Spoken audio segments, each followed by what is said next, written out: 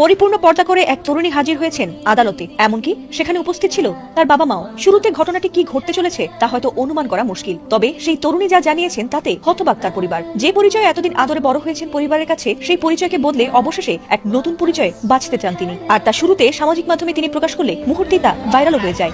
ইসলাম ধর্ম সত্য ধর্ম, শান্তির ধর্ম, আর সত্যকে আঁকড়ে ধরেই বাকি জীবন কাটাতে চান কলেজ ছাত্রী জান্নাতুল ফেরদৌস, যিনি গত কয়েকদিন আগেও ছিলেন সনাতন ধর্মাবলম্বী। আর তার তখনকার নাম ছিল বৈশাখী রানী পাল। তিনি জানিয়েছেন কারোর প্ররোচনায় নয়, বরং উচ্চ মাধ্যমিক পড়া অবস্থায় ধীরে ধীরে আগ্রহ বাড়তে থাকে ইসলামের প্রতি, আর তাই রোজার মাসে সত্য ধর্মকে আঁকড়ে ধরার সিদ্ধান্ত নিয়েছেন তিনি। আমি জান্নাতুল ফেরদৌস, বর্তমান নাম জান্নাতুল ফেরদৌস, পূর্ব নাম বৈশাখী রানী পাল।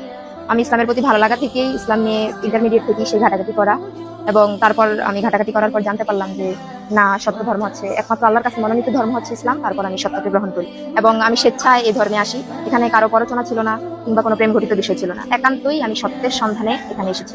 সহজ কথা হচ্ছে, ইসলাম কখনো পরিবারের সাথে সম্পর্ক ছিন্ন করার কথা বলে না। আমি তাদের সাথে কখনোই সম্পর্ক ছিন্ন করতে চাই না। তারা আমার ভাই ছিল, মা ছিল, পরিবার ছিল, এবং এখনো তারা থাকবে এবং আজীবনই থাকবে আমি যতদিন বেঁচে আছি।